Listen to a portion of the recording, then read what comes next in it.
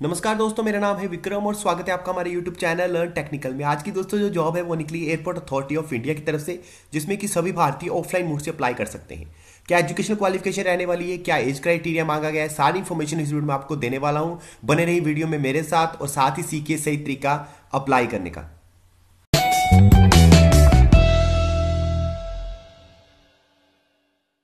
दोस्तों ये है ऑफिशियल नोटिफिकेशन जो कि जारी करी गई है एयरपोर्ट अथॉरिटी ऑफ इंडिया की तरफ से, जिसमें कि सिक्योरिटी स्क्रीनर्स की पोस्ट के लिए आवेदन मांगा गया है। ऑफलाइन मोड से आपको अप्लाई करना है, सभी भारतीय इसके लिए आवेदन कर सकते हैं। छोटी सी कंडीशन है वो अभी आपको थोड़ी देर में बताने वाला हूं। लिंक मिलेगा दोस्तों इस नोटिफिकेशन का आपको डिस्क्रिप्शन में, वहां पे क्लिक करके इसको रीड करके फिर अप्लाई जो है इसके लिए करिएगा। बात कर लेते दोस्तों टोटल नंबर ऑफ पोस्ट की। 372 यानी कि 372 पोस्ट जो हैं इनके लिए आप आवेदन कर सकते हैं, जो कि यहाँ पे जो है वो स्टेशन वाइज बटी हुई हैं, जैसे कि मदुरई, तिरुपति, रायपुर, उदयपुर, रांची, वडोदरा, इंदौर, अमृतसर, मैंगलोर, भुवनेश्वर।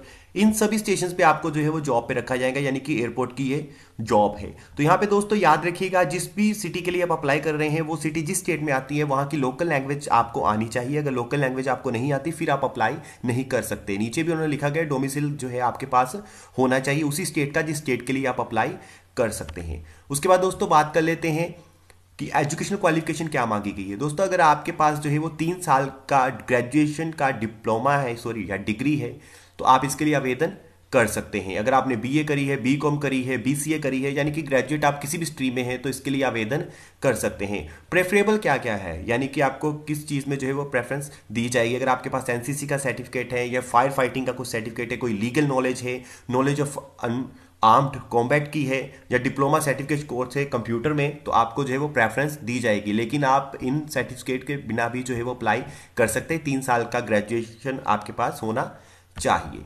उसके बाद दोस्तों बात कर लेते हैं एज लिमिट की। 1 दिसंबर 2018 तक आपकी एज 45 साल से ज़्यादा जो है वो नहीं होनी चाहिए। 18 से लेकर 45 साल तक लोग इसके लिए आवेदन कर सकते हैं। बाकी एज रिलैक्सेशन आपको गवर्नमेंट रूल के हिसाब से मिलेगी। एससी एसटी को जैसे कि मिलती आई है 5 साल की, ओबीसी को 3 साल की, और एक्स सर्विसमैन को 10 साल की एज रिलैक्सेशन दी जाएगी। आपको सैलरी दोस्तों दी जाएगी 25,000 से लेकर 30,000 के बीच में।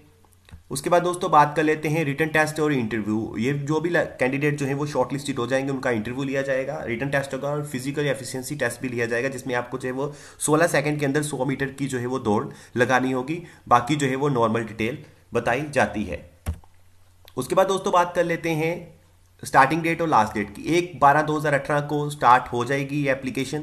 1/12/2018 से ऑफलाइन मोड से आप अप्लाई कर पाएंगे 15 दिसंबर 2018 तक, यानी कि इन 15 दिन में आपकी एप्लीकेशन जो है the chief executive officer AAI cargo logistic and allied service company limited Delhi तक की यहाँ तक पहुंच जानी चाहिए। ये वो एड्रेस है, यहाँ पे आपको अपनी एप्लीकेशन भेजनी है एक फॉर्म के साथ। फॉर्म नीचे मैं आपको बता दूंगा, उसको फिल करके साथ में ये डॉक्यूमेंट अटैच करने हैं आपने। उसके बारे में मैं थोड़ी डिटेल जो है आपको बता दूंगा।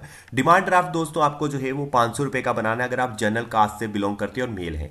लेकिन अगर आप फीमेल है, चाहे किसी भी कैटेगरी से हैं, एससी हैं, एसटी हैं, एक्स सर्विसमैन है, तो किसी भी तरह की फीस आपको पे नहीं करनी है। बाकियों को 500 रुपये का डिमांड ड्राफ्ट जो है वो देना पड़ेगा। अगर एससी कैटेगरी के लिए अप्लाई कर रहे हैं तो सर्टिफिकेट जरूरी है। अगर आप एक्स सर्विसमैन है तो डिस्चार्ज सर्टिफिकेट जरूरी है। एक्सपीरियंस सर्टिफिकेट है तो भी लगाइएगा, उसको भी आपको जो है वो प्रेफरेंस मिल जाएगी। उसके बाद दोस्तों बात कर लेते हैं कि डिमांड ड्राफ्ट आप भेजेंगे तो उसको कैसे जो है वो आपको लिखना। आपको उसके पीछे अपना फुल नेम लिख देना है, डेट ऑफ बर्थ लिख देनी है, मोबाइल नंबर लिख देना है, क्योंकि कई बार जो है एनवलप को खोलते टाइम वो मिसप्लेस हो जाता है, तो पता होना चाहिए कि किसने जो है वो भेजा है। तो ये चीज़ें जरूर जो है वो ध्यान में रखिएगा।